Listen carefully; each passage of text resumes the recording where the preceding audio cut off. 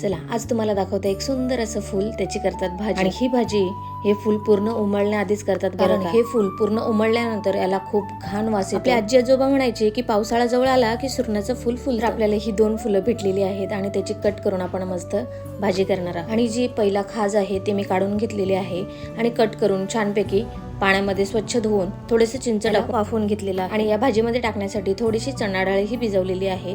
भाजी घालणं एवढं काही कठीण नाही, ही भाजी सिंपल पद्धतीनेच केली जाते। दालचिनी, तेजपत्ता, कांदा, लसूण, टोमॅटो, हळद, मसाला, गरम मसाला आणि वाटण टाकून हे सगळं मिक्स करून त्यानंतर ही सगळी भाजी आपण टाकून घेणार आहोत। आणि त्यानंतर मीठ, चिंच आणि गूळ घालणार आहोत। चिंच घातली की ही भाजी खाजवत नाही। तर चला भाजी मस्त शिजायला ठेवू। आणि इकडे मस्त गरमागरम भाकरी तयार झालेली आहे, तर मी भाकरी सोबत खाणार आहे आणि तुम्ही सुद्धा नक्की करून बघा, कारण या फुलांची सीझन याच महिन्यात फक्त बघायला मिळते। मग काय बनवताय ना, नक्कीच बनवा आणि घरातल्यांनाही खाऊ घाला आणि जाता जाता चॅनेलला सबस्क्राईब करा। थँक्यू।